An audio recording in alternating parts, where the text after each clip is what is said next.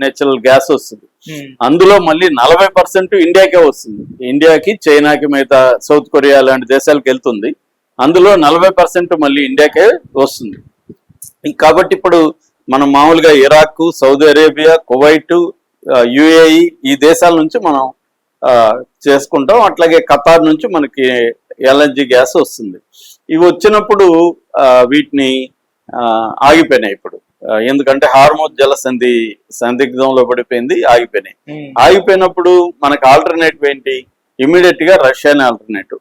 So Russia నుంచి కొనాలా లేదా అమెరికా ఏమనుకుంటుంది? ఈ చర్చలు జరుగుతున్నప్పుడు అమెరికాకు సంబంధించిన US treasury secretary Scott Besant ఒక ప్రకటన చేశాడు. అదేంటంటే మేము 30 రోజుల వరకు ఇండియాకి పర్మిషన్ ఇస్తున్నాం. వాళ్ళు వేవర్ అంటారు దాన్ని, అంటే ఆంక్షల్ని వేవ్ చేస్తున్నాము. 30 రోజుల వరకు వెసులుబాటు ఇస్తున్నాం, కొనుక్కోవచ్చు. కానీ కండిషన్ పెట్టారు, మళ్ళీ రష్యా నుంచి డైరెక్ట్ గా కొత్తగా ఆయిల్ రాకూడదు. Already Russian tankers, oil tankers కొన్ని సముద్రంలో అక్కడక్కడ పెట్టారు. అందులో నుంచి మాత్రమే తీసుకోవాలి, కానీ రష్యా నుంచి ఫ్రెష్ గా ఆయిల్ కొనుక్కోవడానికి లేదు. ఈ ట్యాంకర్స్ లో ఉన్నది మాత్రం కొనుక్కోండి. దీనివల్ల ఇప్పటికిప్పుడు రష్యాకి ఏమి ఫైనాన్షియల్ ఏది ఉండదు. అంటే అమెరికా వాళ్ళు ఏంటంటే జనమంతా చెవుల్లో కాలీఫ్లవర్ పెట్టుకున్నట్టు మాట్లాడుతుంటారు. అంటే వాళ్ళు అసలు ఎందుకు వేశారు? ఫస్ట్ రష్యా ఆయిల్ ఎందుకు కొనకూడదు అన్నారు? వాళ్ళు అప్పుడు చెప్పింది ఏంటంటే రష్యా నుంచి ఆయిల్ కొంటే ఆ డబ్బులతో వెపన్స్ కొని యుక్రెయిన్ మీద యుద్ధం చేస్తుంది, కాబట్టి యుక్రెయిన్ మీద యుద్ధానికి ఇండియా, చైనా కూడా కారణమవుతున్నాయి. మీరు ఆయిల్ కొనబట్టే డబ్బులు వస్తున్నాయి, ఈ డబ్బులతోనే యుద్ధం చేస్తుంది, కాబట్టి ఇది ఘోరమైన విషయం. అందుకని మేము మీ మీద ఆంక్షలు విధిస్తున్నాం. మీరు కొంటున్నారు కాబట్టి, మేము ఆంక్షలు పెట్టినా కొంటున్నారు కాబట్టి మీ మీద 25% పనిష్మెంట్ ట్యాక్స్ తారీఫ్ వేస్తున్నాం అనేది ట్రంప్ చెప్పింది. ఇప్పుడు మనం 30 రోజుల కంటే ఆ డబ్బులతో యుక్రెయిన్ మీద రష్యా యుద్ధం చేయదంట. ఇప్పుడు ఆ డబ్బులు ఏం పెద్ద ఉపయోగపడదంట. అంటే వాళ్ళకి ఏం కావాలో చెప్పేస్తా ఉంటారు అనమాట. అమెరికా బ్యాచ్ మిగతా వాళ్ళంతా గొర్రెలాగా వింటారని వాళ్ళు అనుకుంటారు. ఈ డబ్బు ఏం పనికిరాదంట వాళ్ళకి. ఫైనాన్షియలీ బెనిఫిట్ ఏమి ఉండదని చెప్తున్నాడు తను. ట్రంప్ లాగే మాట్లాడుతుంటారు. మనం కానీ గమనిస్తే మిగతా వాళ్ళందరూ కూడా ట్రంప్ ఎలాగా మాట్లాడుతాం, ట్రంప్ ఒకడే మెంటల్ లోడేమో, వీడు తెక్కలోడేమో అనుకుంటాం కదా.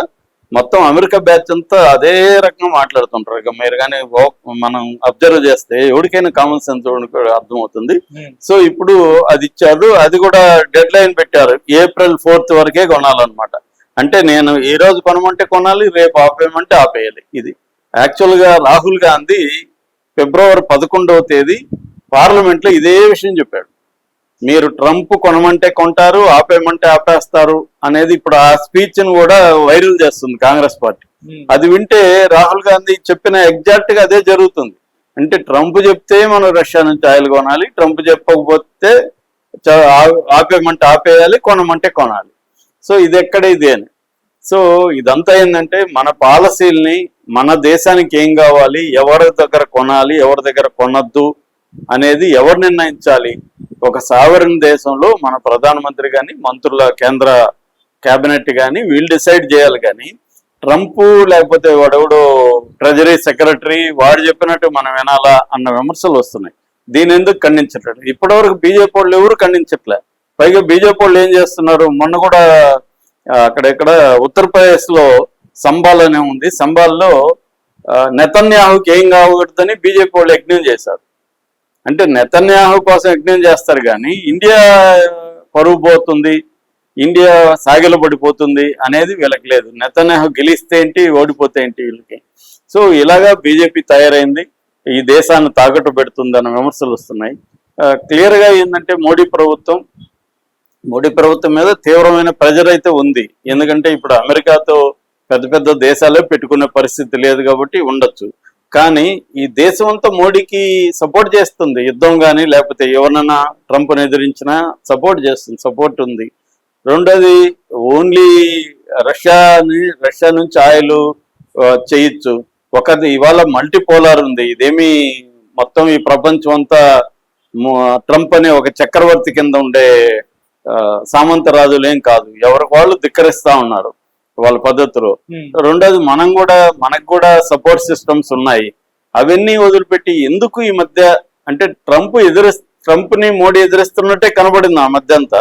సడన్ గా ఎందుకు అయిందంటే దీనికి ఒక పాజిబుల్ చెప్తున్నది ఏమంటే ఎప్స్టీన్ ఫైల్స్ లో ఏమన్నా ట్రంప్ మనకు తెలియకుండా మోడీ ఇరుక్కున్నాడా, దాంట్లో ఏమన్నా ఉందా, లేకపోతే అదాని కోసం ఏమన్నా చేస్తున్నాడా? ఎందుకంటే అదాని మీద ఆల్రెడీ అమెరికాలో కేసులు ఉన్నాయి.